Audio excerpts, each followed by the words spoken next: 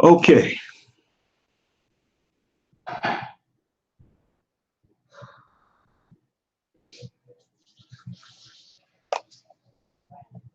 We're here this evening with you. This is Prophet Rohe Na B saying shalom to everyone. The nation of Israel scattered throughout the four corners of the earth. Before I get started, I think I want to put a link in the room so you can follow along with this as I meander through this information. What I'm doing tonight is I'm basically talking about some real life stuff, but I'm going to put some spiritual sauce on it. Okay. I don't think we understand that we're really in a war. We want to live like we're not in the war. We want to live like, oh, you just go to work and get paid on Friday. No.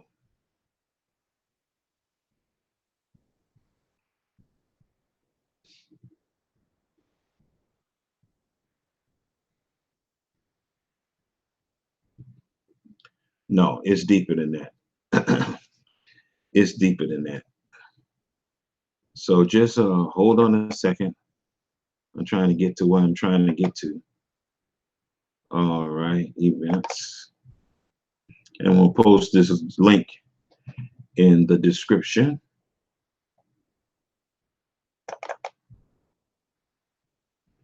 So you all can click on the link and follow along.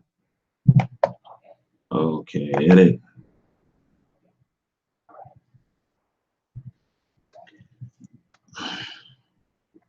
This is an article that I found in the Huffington Post. And let me make some room for it. Pasting it in the description.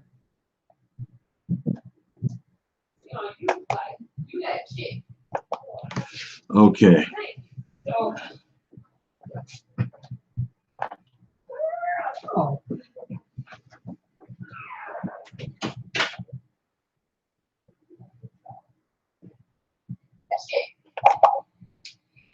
Okay, so you got the link now, and we can proceed. Now, what I want to talk about this evening is this article here that I saw in the Huffington Post. It's a dated article, but see, I'm not trying to give you up-to-date news and stuff like that. No, I just run into stuff and I just share it with you. Okay, I don't care how old it is. You see? So we're going to look at this article here. I really don't think that we really believe that we are in captivity, because we sure don't act like it. We don't talk like it. We don't walk like it either. We really don't. Now, the name of this article is called Black Wealth Hardly Exists, even when you include NBA, NFL, and rap stars.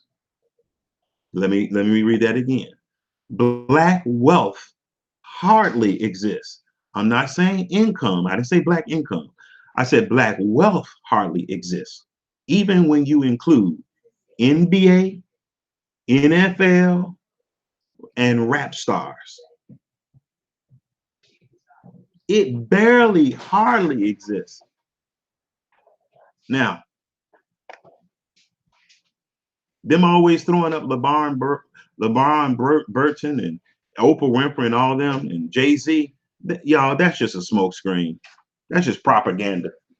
It really is. I don't even believe they are as rich as we think they are. But they put them out there to make us feel better about two dynamics that don't even concur with each other. So I'm going to start this article by reading it. I don't know if I'm going to read the whole thing, but it starts off like this. I don't care if Odell Beckham Jr. scores another NFL touchdown this year while wearing the rapper Drake's Ovo cleats. I don't care if Stephen Curry gets along with Kevin Durant this NBA season. And I really don't care what LeBron James thinks about Hillary Clinton and the election. What I do care about deeply is the story, a lack thereof, on why there is so little Black wealth in America. This is an article that was written by a gentleman called Antonio Moore. And the decadent veil being used to disguise its non-existence.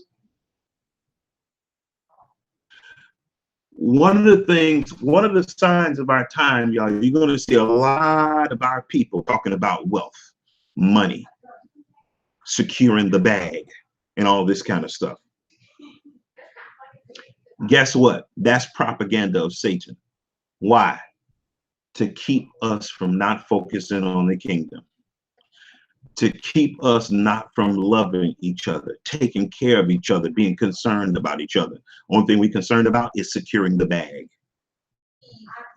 I have written extensively on the subject on sites from inequity.org and beyond. Today, we stand in a place where African American, if any, of America's land produce little, if any, of its country's resources and possesses negligible amounts of its national immense wealth. Now, we actually built the country, but we don't hardly own any of it. We own a negligible amount of what makes this country great, and we built it. We see the effects of the fallout from Chicago to Baltimore as the police march into rioting Black communities, starved of resources, yet no one is talking about the state of Black life as economic catastrophe, which has become a substantively consistent way. We're not hearing anything from President Barack Obama. Now listen to this, y'all. I know Black folk in love with Obama. I didn't vote for him one time. President Barack Obama, and I could vote too. I'm a registered voter, but I wouldn't vote. President Barack Obama, not the Congressional Black Caucus, and definitely not the Clinton or Trump. Not even Black families themselves are dealing with this financial realities of the time. It is as if there is a belief all this economic tragedy can exist and Black American can still buy homes, pay off student loans, save for retirement, put their children through school, despite all the current data showing otherwise. As an example, the National Association of Real Estate Brokers 2016 report, the state of housing in Black America, recently stated that the current home ownership, listen to this, y'all, the current home ownership rate for Blacks is at a 20-year low of 41.7%. You heard that, y'all? The current home ownership rate for Blacks is less than 50%.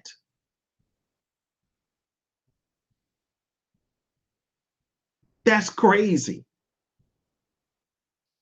And that is at a 20-year low. And to give that rate context, listen to this. It is lower than the national home ownership rate during the Great Depression of 1930. So Black people, one thing I can see right away, whenever there's a dearth in the market, that's a place for opportunity to bless your people. One of the things that our people need to do is go into the ghetto and rehab some of these homes that they sell for pennies on the dollar. There is a dearth of affordable homes that Black people can afford. In fact, when you deduct the family car and other depreciating assets from their worth of the total 14.5 million African American homes, half of all Black American households, accounting for about 7 million families of three, have a total net worth of less than $1,700. Listen to that. Y'all, Black people don't have money like that.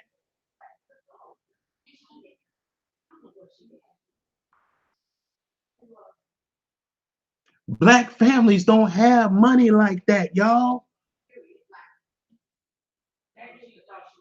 They don't. The 50 percentile Black family is worth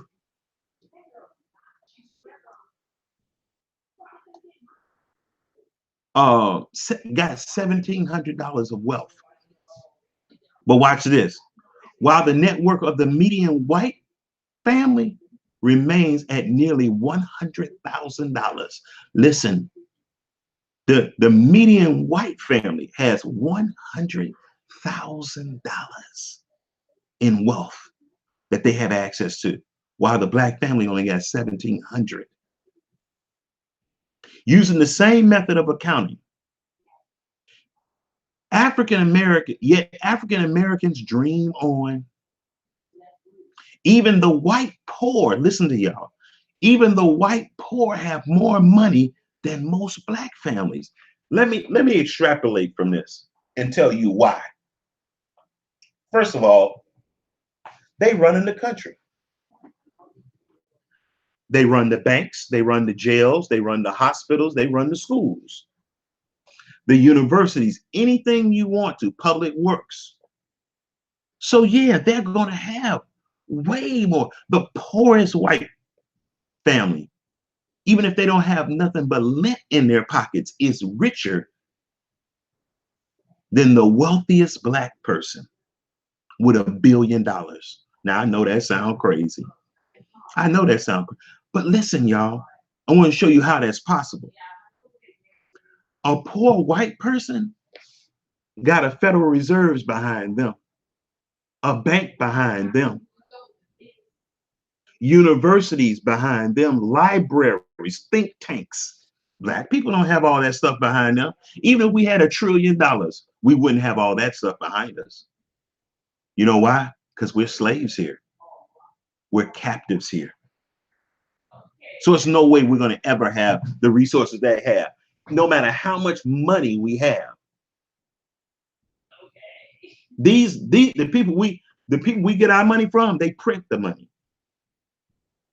So the poorest white person can plug in to a printing press that prints money.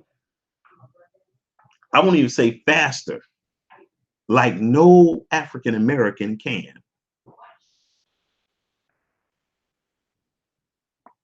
So this is one of the reasons why there's such this great disparity. This is how, not the reason, but this is how this great disparity exists. Hold on a second, it's too hot in here.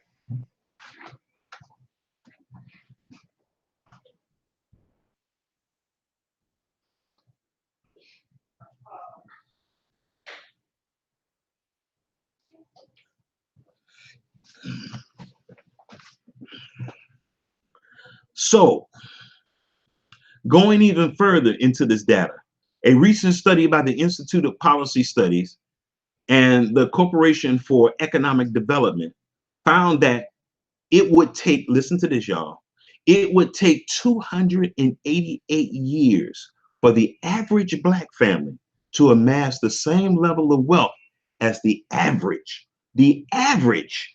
white family. 288 years. And I want to tell you a part of the matrix that they're not taking in consideration, that this study, they're not taking in consideration white supremacy. They're not taking in consideration, because when you factor that in, it would take eternity. We would never catch up to them. I'm talking about the average white family. When you factor in white supremacy, suppression, we're captives, basically slaves here, you would never catch up with them. No matter how hard you work, no matter how educated you was, your people would not catch up with these people.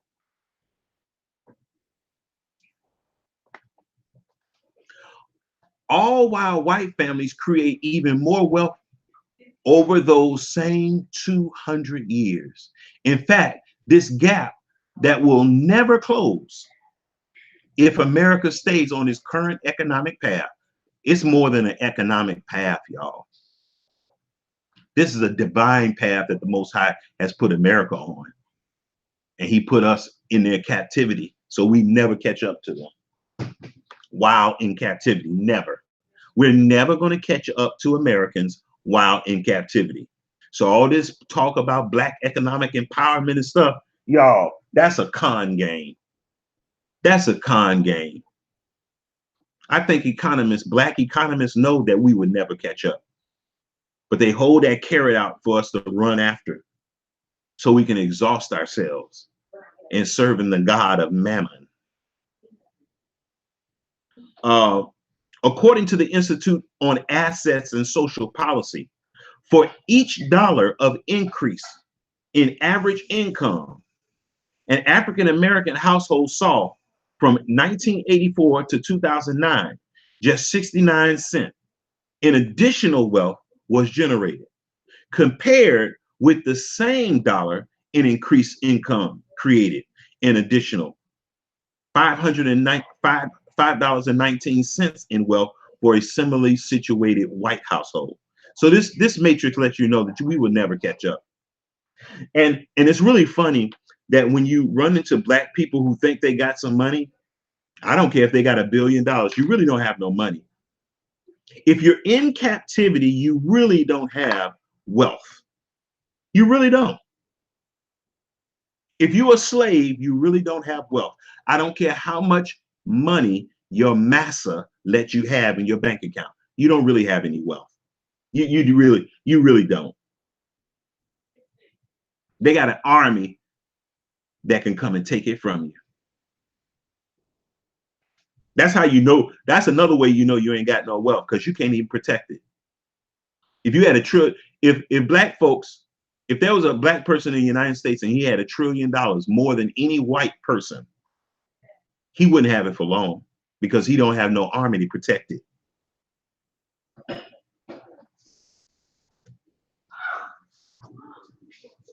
Earlier this year, I had an opportunity to have an in-depth discussion with African-American media mogul Byron Allen, which can be heard on this guy's YouTube channel, Antonio Moore.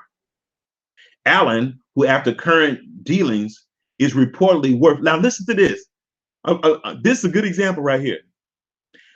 Byron Allen, which can be heard on my YouTube channel. Allen, who after recent dealings is reportedly worth an excess of $1 billion. Now watch this. Characterize the situation facing black families quite simply as economic genocide. Now, Byron Allen has a white wife. And when I say white, she's the whitest woman I've ever seen. And it seems like a lot of these black guys, they go find the whitest, palest woman that they could find. It's just amazing. But anyway, in an attempt to create some change, he has brought lawsuits. Now, listen to this. He's a billionaire. But listen to this. He has brought lawsuits against major cable companies, Charter and Comcast, for what he frames as the telecommunications giant plainly avoiding doing business with fully black-owned media companies. Allen explained. Now listen to this. Byron Allen bought a weather channel. But guess what? None of the people that broadcast will put his channel on their broadcast, on their network. So guess what that means? That means it's like you don't own nothing. And he's a billionaire. But guess what? He's by himself. He might have a couple other black billionaires with him backing him up, but that's nothing, y'all. White people own the networks. And so they're telling him, hey, we ain't gonna let this nigga make all this money. So what we're gonna do, we're not gonna advertise. We're not gonna let him get on our networks. See? See? See? So he's a billionaire and still can't get in.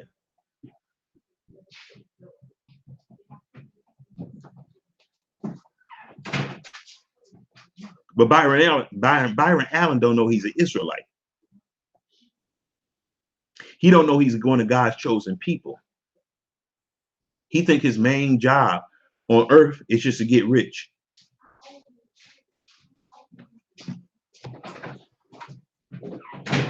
In an attempt to create some change, he has brought a lawsuit against the major cable companies, Charter and Comcast, for what he framed as the telecommunications giant plainly avoiding doing business with him fully, with his fully black-owned media company. Well, if Byron Allen gets a divorce, it ain't gonna be black at all. It's gonna belong to his wife, who is pure white. So I wouldn't qualify that as a fully African American thing. I think he's using that as a ploy just to drum up some publicity. I agree and believe a large part of the reason why we can't get honest is a decadent veil of black celebrity has used to mask the massive amount of black poverty. And that's what black celebrity does. Black celebrity is designed to hide black poverty that's pervasive everywhere by constantly showing Puff Daddy and Jay-Z and Beyonce and all these. That it's just it's a smoke screen, and at the same time is bred in circuses. African Americans have increasingly come to base their view of the current economic state of Black America on the reflections of Jay-Z's purchase of Tidal for $56 million, rather than the millions of Black American families that as a whole lost, by some report, half of their wealth over the last several years. For a generation of Blacks, celebrity exceptionalism and its results have been confused with the economic progress, or the lack thereof, that has been achieved by the Black race as a whole since the days of the civil rights. This approach has come to create an escape for far too many, one where vision boards and bedrooms walls filled with quotes of overcoming odds from the wealthy African American celebrities proves more important than the very own real economic struggles of the movement. In addition, a middle white American overexposed to a few $1 million NBA stars has become apathetic to the normal plight of Black Americans as a result. We must remember the apathy of the white middle class was among, we must remember the empathy of the white middle class was among Dr. Martin Luther King Jr.'s greatest tools in the fight for equality and civil rights. Now, apathy has set in as white Americans say, well, you have rich people like LeBron James, Dwight Howard, and all these kind of people. All this, Odell Beckham, all this being believed while failing to deal with the data, which shows a different story altogether. A set of numbers that show these African American celebrities are of such small numbers and limited levels of real wealth They shouldn't frame anyone's idea or of a population of over 40 million Black people. Thomas Piketty, in his acclaimed book, Capital in the 21st Century, stated this: recent research based on matching declared incomes on tax returns with corporate compensation records allow me to state that the vast majority, 60 to 70%, depending on what definition one chooses, of the top 0.1% of the income hierarchy in 2000 through 2010 consists of top managers. So this article is telling us that the richest people in the United States are managers of companies, not basketball players, y'all. Athletes, actors, and artists of all kinds, whether they Black or white, make up less than 5% of this group. Listen, the top 0.1% of income earners, they are managers, not athletes, not actors, not celebrities, not dancers, none of that, not rappers. 0.1% of income, the highest income earners are managers, not entertainers. By comparison, athletes, actors, and artists of all kinds make up less than 5% of this group. In this sense, the new U.S. inequity has much more to do with the advent of super managers than with that of superstars and celebrities.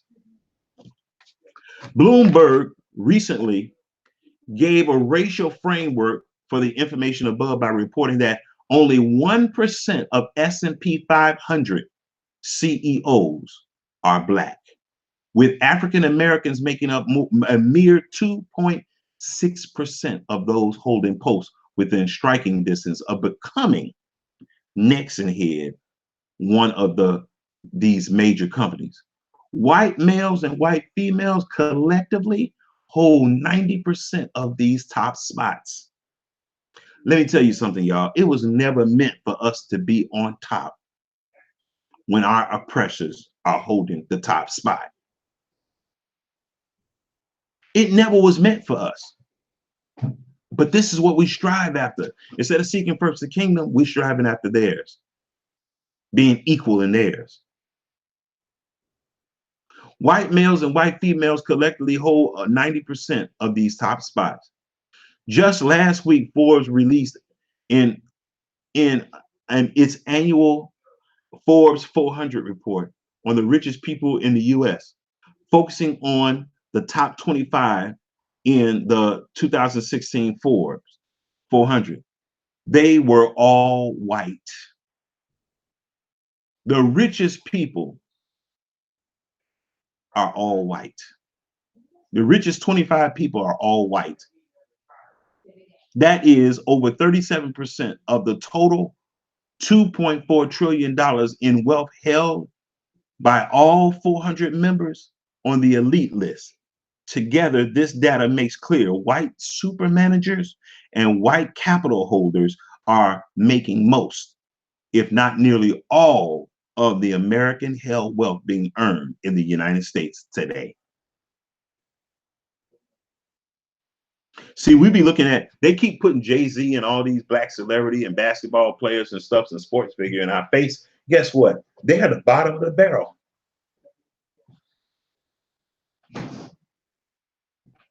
The richest people that's in the country, they don't even show them. You don't even know them.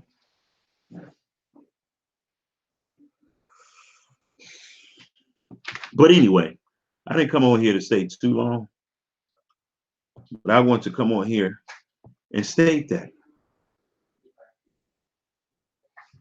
Hey, man. Hey, son, how you doing? I want to come on here and state that. Let me tell you something, y'all. One of the things that I'm not saying don't try. I'm not saying don't try to secure the bag. But if you think you're going to be in slavery and secure the bag of the slave master, you stupid. If you think that you're going to be in captivity and you're going to have enough money in power in captivity to secure the bag of the slave master, you're stupid.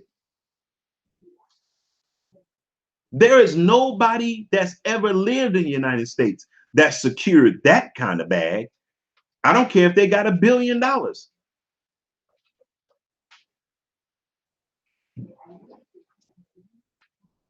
Remember, y'all, whenever you have wealth, you got to have a whole lot of other stuff around it. I'm talking about as a nation, even as an individual. When you have wealth, you got to have protection around it. You got to be able to have education around it, knowledge, wisdom. And the most important thing, you need the Most High if you're an Israelite. That's the most important thing you need if you're looking for wealth. Now, hey, son, when's that lottery gonna be pulled? Woo! Somebody won that. South Carolina. Wow, somebody won that lottery for $1.6 billion. I'm just saying. $1.6 billion. If an Israelite won $1.6 billion today, hardly nothing will get done for the kingdom. Nothing. Everything will be for themselves and maybe their family. That's it. If a black person wins, if an Israelite wins $1.6 billion, they don't even know what to do with it. Let me tell you something.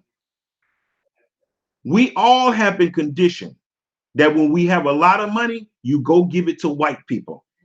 I'm going to prove it to you. I'm going to prove it. Oh, okay. I got some people in the room. Let me see some comments here. See if anybody's saying something here and see who's in the room, because I can't even see who's in the room yet. All of us have been trained that when we get a lot of money, you give it to white people. I'm going to prove it to you. I'm going to prove it to you. Just calm down. I'm going to prove it to you.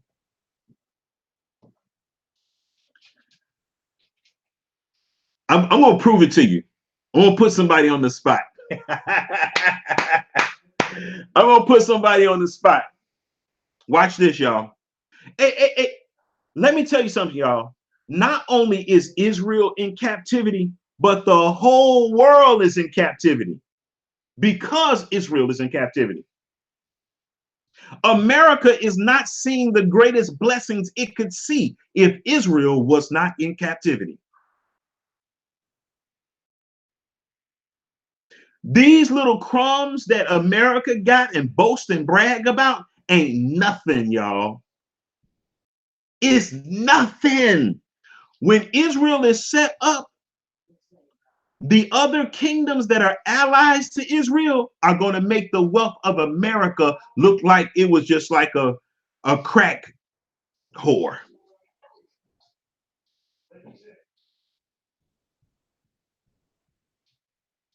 One day we're gonna look back at the success and splendor of America, and we're gonna be like, wow, we used to think that was greatness.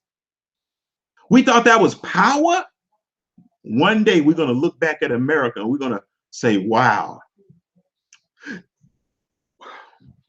they had us all brainwashing on how great they were, how rich they were, how mighty they were, how educated they were. The type of education the Most High is going to give us in the kingdom, y'all, is going to make the geniuses of the United States look like they are mentally challenged. The Most High, when we get into the kingdom, y'all, the Most High is going to open up our intellects So, oh man.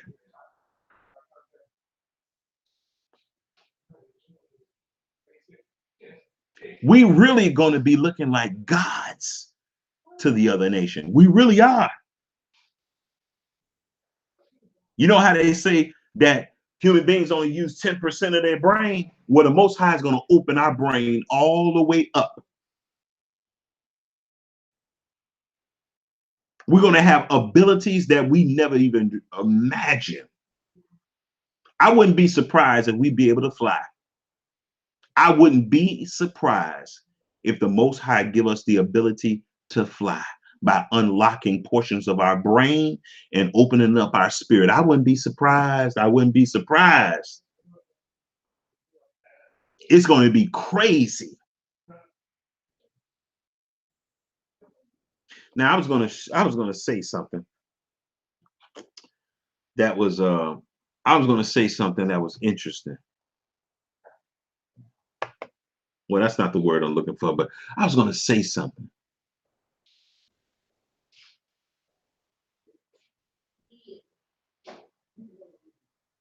But man, I cannot think of what I was going to say. Let me read some of these comments while I'm trying to gather my thought. Okay. Hey, shalom, Kenyon. Nakia Thurman, shalom. If you're still here. CG Progress 44. What's going on?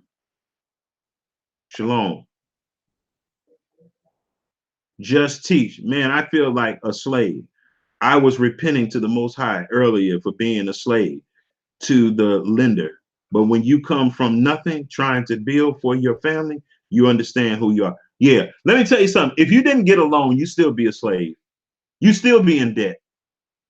You would still be in debt just like the rest of us, CG. You know why? Because we're in slavery.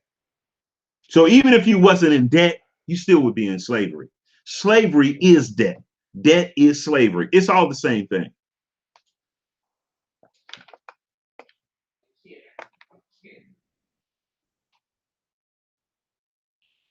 Byron Allen pulled the Monique card to position himself. Exactly. Exactly. But, because I want to tell you this, I don't believe that Byron Allen is down for black people like that. I believe Byron Allen got the same kind of attitude that Bill Cosby had. Same thing. But he's going to use that card, to get some publicity. But yeah, it's just really interesting, y'all. We're going to have to seek first the kingdom. We're going to have to start having businesses, y'all, even if it's on the side where we sell a little something, even if it's at a flea market. If we have an invention that we want to work on, a book that we want to have to write, work on the book, market the book, sell the book, find something to sell. When I look at all these foreign countries, these poor people in foreign countries, they be out there in the open markets and the bazaars and stuff and festivals selling stuff. And some of them be lined up in a row selling the same thing. They be hustling. I think a lot of our people have lost our hustle for the Most High, and we have lost our hustle for life. Let me tell you something. I think one of the with all this gentrification that's going on, with all this gentrification in all these major cities that's going on, that means that there's a right opportunity for you to invest in an investment property, a fixer-upper, and create an affordable housing situation, rent it or sell it after you fix it up. Y'all, there's a huge market. That's all you keep hearing about.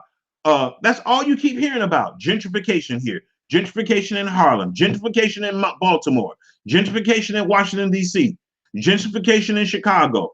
Well, if it's that much gentrification going on, guess what that means? That means black people need some homes. They need homes, y'all. We're going to have to think about more than just going to work every day. We'll have to take a risk. Instead of using your credit to buy another new car, use your credit to buy a house so you can fix it up and sell it and flip that thing. That's what we should be doing.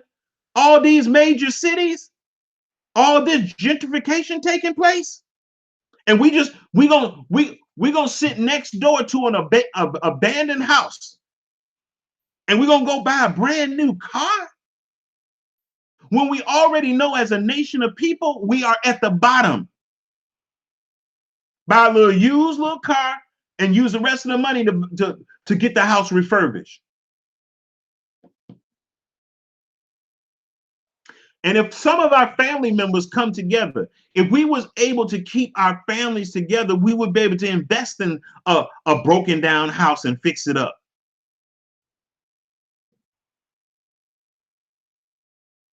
But soon as our children get 18, soon as our children finally be able to provide for the family, we tell them, okay, it's time for you to go. That is so stupid. That is so stupid. You've been feeding these kids, clothing them, housing them, giving them a toilet to sit on, shoes, pants, panties, bras, and all this. And then as soon as they get 18, you say, okay, you can go now. Soon as they're able to work, you tell them, all right, you can go. What? Oh, no. Oh, no. White people can do that. Black people cannot do that. Black people can't do that.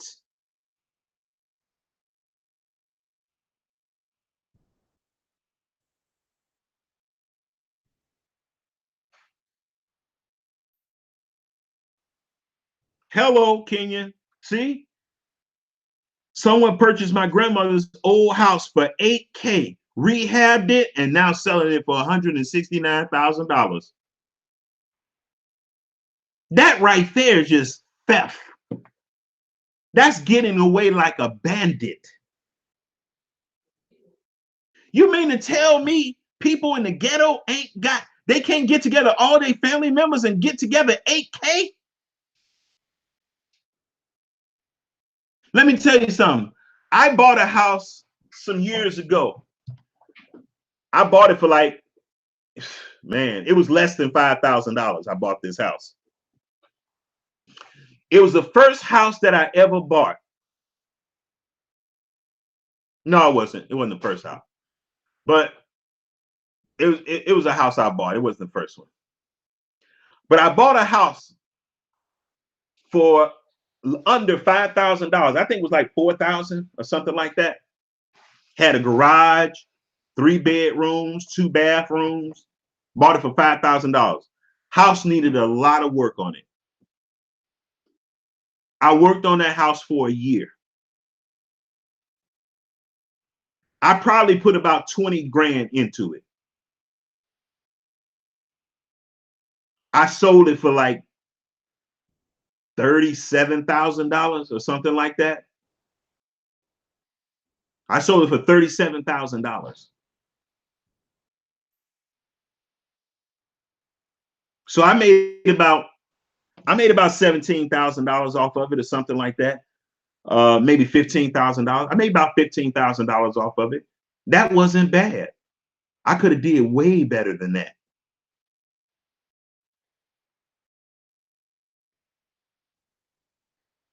I could have did way better than that. Yeah, Kenya, your stomach ought to be sick because that's a house that you could have fixed up. You could have fixed up your own mother's house and sold it.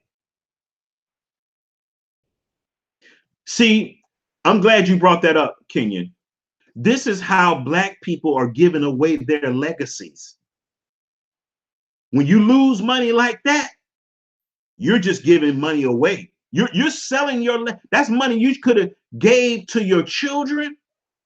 That's money that you could have made and put a down payment on one of your children's homes. That's money that you could have bought another investment property with. and kept flipping the money. But now that money is in somebody else's pocket, helping somebody else's family.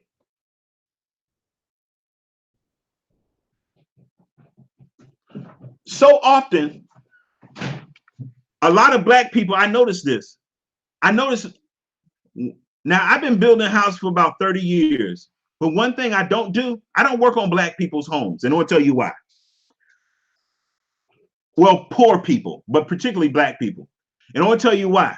Because when you work on black people's home, they want the cheapest material. They want some material that they found somewhere. They want you to do some crazy stuff. And me, as a professional builder, I like doing beautiful work. I like making it look really nice. But a lot of places that I've been, they don't want you to do nothing nice. They want you to put up paneling and stuff and do cheap, shoddy work, cover stuff up, patch up. And then they want to beat you up on the price. That's why my whole career, I built new homes.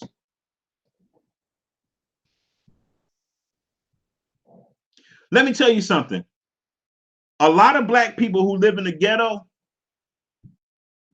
if they just get a home and just move up in there, because I want to tell you, the foreclosure, they say that only 40.1% of African Americans are homeowners with families of 3. Y'all, that is terrible.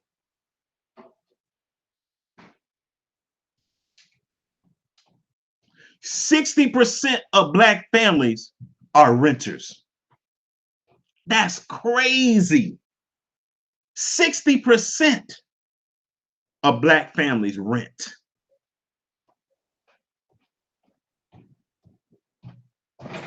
But when you go to the African American community, all you see is abandoned homes.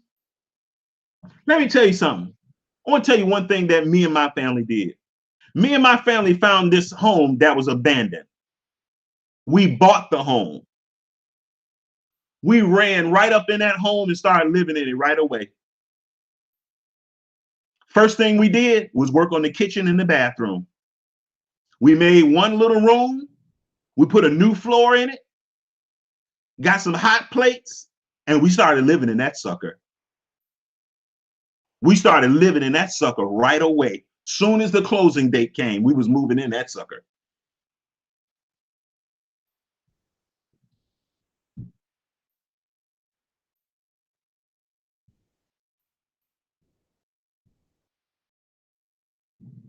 And I want to tell you something, Kenyon, I basically did the same thing. Somebody was going to give me a house and I turned it down.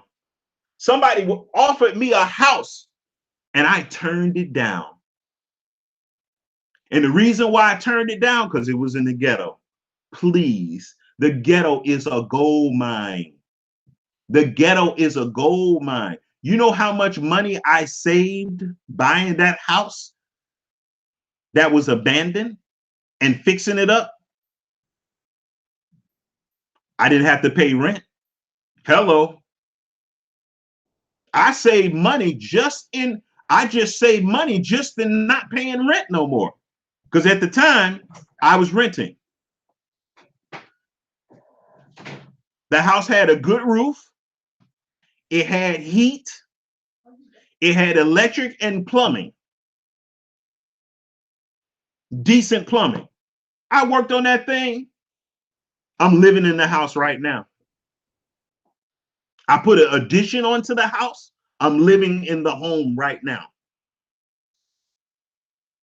I don't have a mortgage.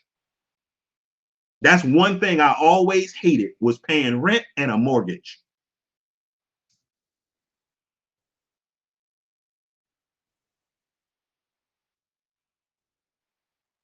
Exactly. There you go, Kenyon. Use that rent money to fix the house up. And I don't know why more black people don't do this. I don't know why more black people don't do this in the ghetto. All these little houses that are dilapidated and stuff and need a little work, move in them. Get the lights turned on, the water turned on, and move in that sucker and start fixing it up when you move in there. And just get 1 or 2 rooms fixed up. Bring a hot plate in there. You know, you might have to carry water into the house, depending on if the plumbing is on point or not. Whatever. But nobody wants to do that. We too cute for that. We too high class for that. We in slavery, but we too high class for that. Okay. Okay. Have it your way.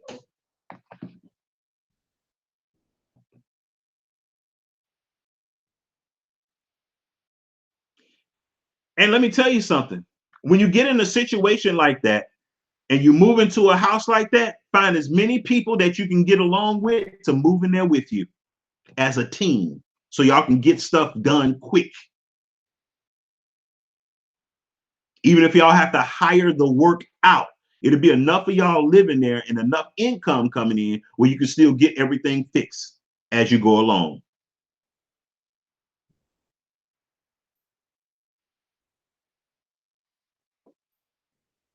Yeah.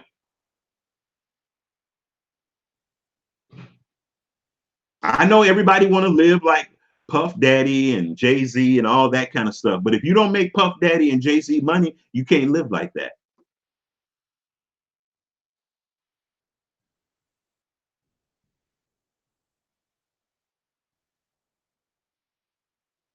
Yeah. Empty houses are everywhere, man. It's so many empty houses.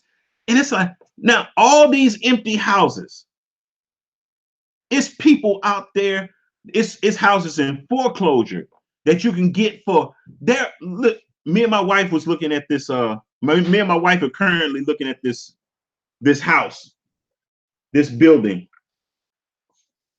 It's got 5 units in it. We did the numbers on this house, and if we get all the buildings, the rooms occupied, we can make $5,000 a month. It's in foreclosure. Beautiful brick, 5 units. I think they want like 30,000 for it. It need a little work, but they want 30,000 for it. And you can make $5,000 a month. That's after you pay everything. You net $5,000. You better pay for that before the year is over. The money that you sinked in it to buy it and to get it up to code, you'll get that back before the year is over. And then you can put the thing up for sale.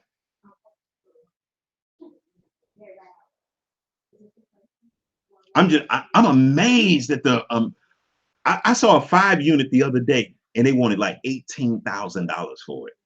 Me and my wife went and looked at another building today. It was a 3 unit. And I think they wanted like 30 grand for it. What if you can get 3 families that are Israelites to come live together?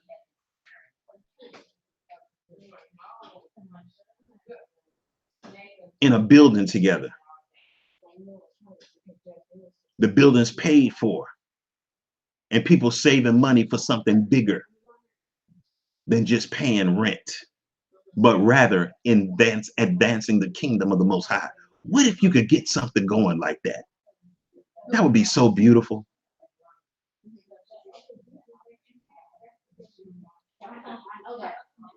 That would be an excellent example to Israel. That would be an excellent example for people in the world. Illinois.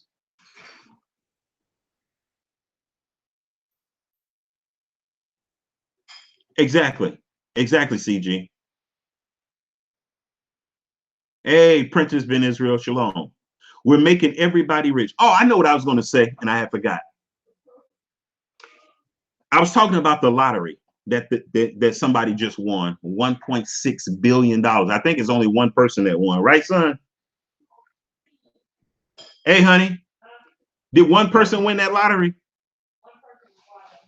Wow, one person won that lottery. Good grief. Listen to this. Listen, if you won, put in here what you would do if you won $1.6 billion. I want everybody. Now, this is a time for you to participate in this live chat.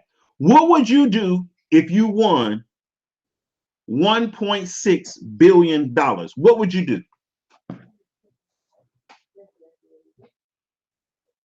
What would be your top priority? Number one, don't name a whole lot of stuff, but what would be your number one priority? What's the first thing you would want to do?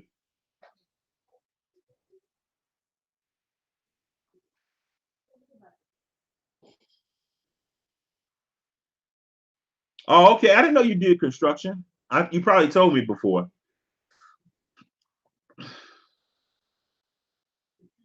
Let me say this. Build an entire community and neighborhood clinic. That's very noble. That's very noble. Buy out all the houses in poor Black communities. Don't you wonder why more Black people don't do that? CG family. I would open rehab homeless shelters. Take care of my family, secure kids' future, build a business. Okay.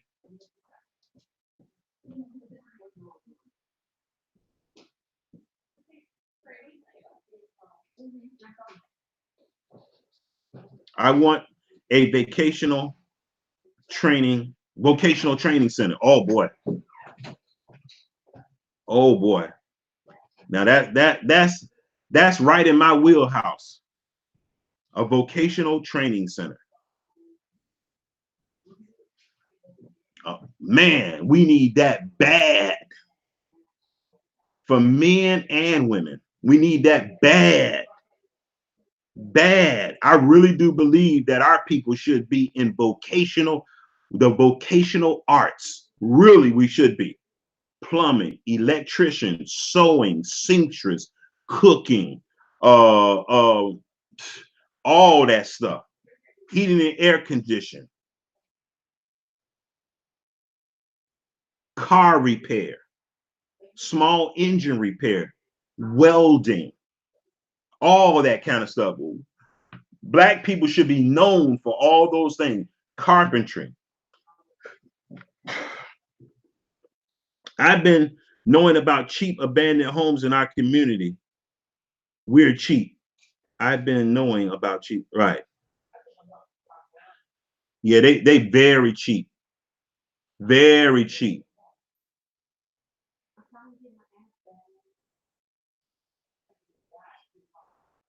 Very cheap. You know what? When I had some money, what I should have did, the mistake I made is I went and was trying to build $1 million homes with the money I had. Those $1 million homes ate that money up so fast. I should have been rehabbing homes in the hood. I could have probably rehabbed 10 of them. I only bought 2 of them. Man, please. If I ever get that kind of money again, and the thing about buying homes in the ghetto is that you can train people. You can actually train a crew of guys to do that work for you, or hire guys who are handyman to do that work for you and train them on how you want it done. And that'll be your crew that you take from house to house to house to house, building to building to building. That's what I should have did.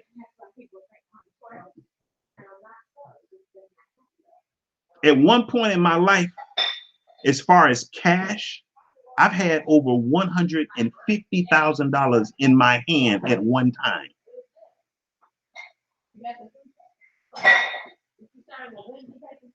$150,000 in my hand one time. And I wished this is when I was a lot healthier and I was working a lot harder.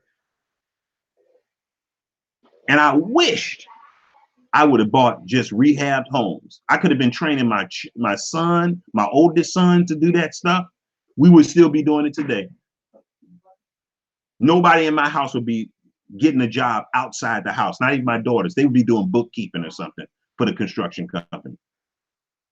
They'd be doing real estate. I would have paid all my girls to go to real estate school so they'd be my agents. Maybe I even would have started a brokerage, a real estate company, and my wife run that.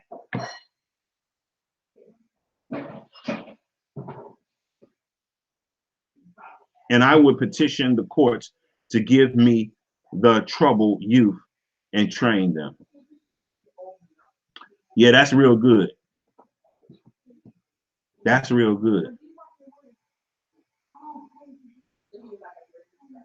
That's real good, Just Teach.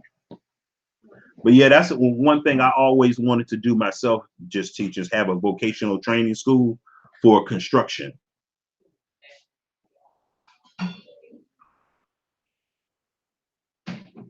You know, I would love to have something like that. A vocational training school. And maybe the Most High bless me one day where I will have it, you know. But yeah, that's what I would do, y'all. That's what I would do. You know, you have to ask yourself, why is it that more Black people who are rich, why they don't do what CG said? Buy up all those poor Black, build an entire community and neighborhood clinic, like Kenyon said earlier. Why is it that more Black people don't do that? I'm going to tell you something. I think that there might be a rule, an unspoken rule for doing that, because you don't see nobody doing that that's rich and Black. Nobody. You don't see nobody going to the hood and building that's rich. And so I'm thinking, I don't think it's not a thing of they don't want to. I think there might be a rule against it.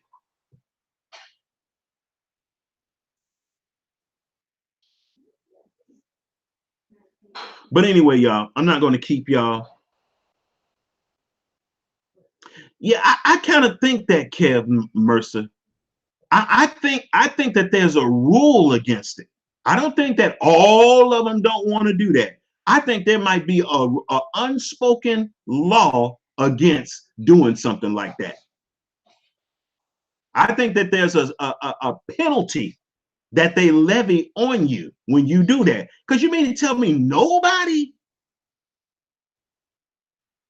Okay, and you know what? You know what gives me that suspicion? There's a guy in my neighborhood who's a millionaire. He lives right in the hood. And they say that this guy built so many of these apartments and homes in our community. And then they passed a city ordinance that he couldn't build nothing else in the city. Just him now. And he's a brother.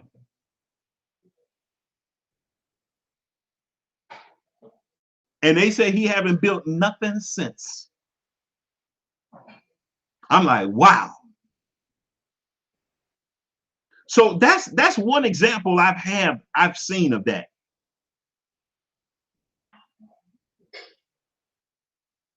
They stopped him from building in the hood. I'm like, wow. Amazing. I'm being misused by wealthy Black construction owners. We think we can misuse each other and get the Most High with it. I'm through with selfish Israelites.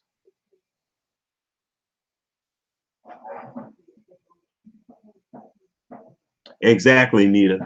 Exactly.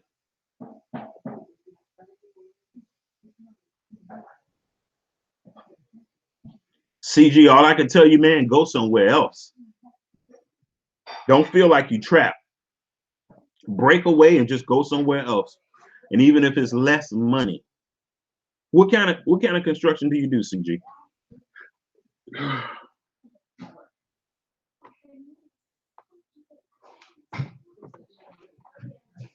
Let me tell you something. Wealthy black business owners are the worst. From my personal experience, they are the worst. They are the worst of the worst. I hate to say it, but I'm telling you.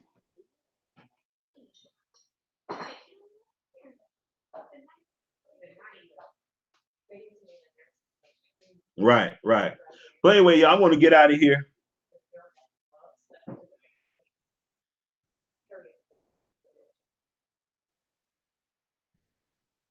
I want to get out of here. It was a pleasure with y'all coming and fellowshipping with me. May the Lord bless and keep you all. May he make his face to shine upon you and give you peace in this captivity. Yes, y'all, we're in captivity. I don't care how much money you have. I don't care how much money you don't have. You are in captivity. Okay? You're not going to be able to do the same thing that your slave master do.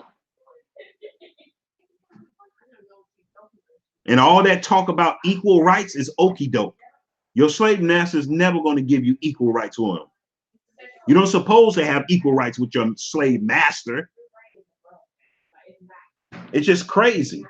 But anyway, y'all take it easy. Shalom. I'm out. This is Prophet Roho Namabi. Shalom.